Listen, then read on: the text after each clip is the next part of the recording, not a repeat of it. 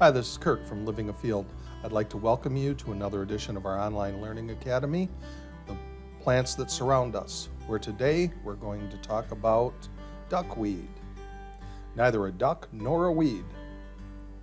The botanical name of duckweed is Spirodela polyrrhiza.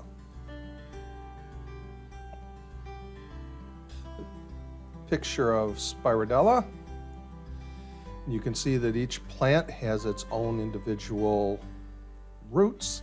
This plant does not grow in the ground, it actually grows in the water. You can see a pretty little frog surrounded by Spirodela. Well, I don't know if you'd consider him a pretty frog. I like him, so that's all that matters, I guess.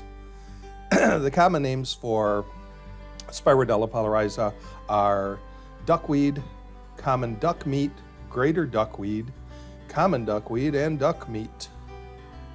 This plant is common all across the United States. For that matter, most of North America. The family is the Lemnaceae or duckweed family. It's a perennial aquatic plant. The leaves float on the surface of the water. The plant consists of one smooth, round, flat disc leaf about about 1/2 to 1 centimeter wide. For those of us still using the standard measurements, that would be approximately 2/10 of an inch to 4/10 of an inch in diameter. Again, doesn't have any stem or trunk. The roots issue forth from the leaf bottom and hang into the water. Some species will have one root, some species will have multiple roots.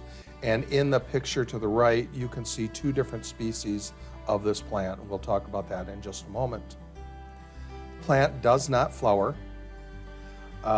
There is another widespread member of the Lemnaceae family, Lemna minor. It is used interchangeably with Spirodela polyrrhiza.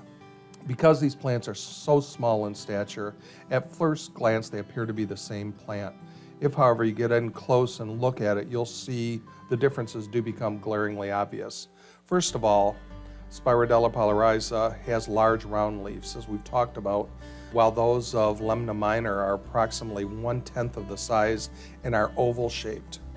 Where Spirodela polyrrhiza has up to 9 roots per plant, each Lemna minor plant has a single root. If you look closely at the picture to the right, you can clearly see smaller oval-shaped leaves amongst the large round ones. Those smaller leaves are Lemna minor.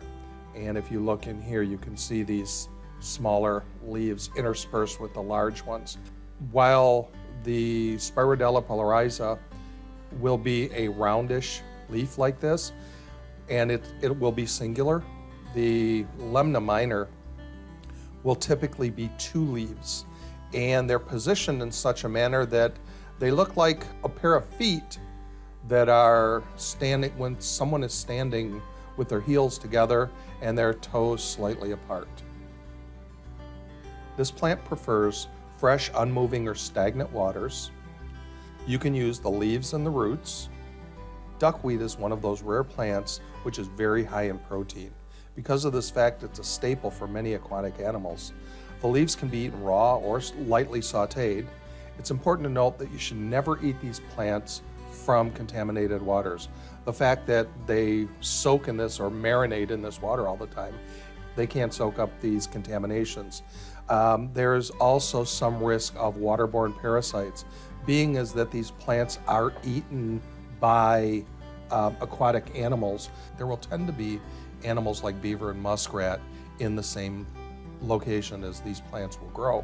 And the excrement from these animals can contain Giardia lamblia, which is commonly known as beaver fever, and this can be extremely toxic. This plant has no medicinal uses that I'm aware of.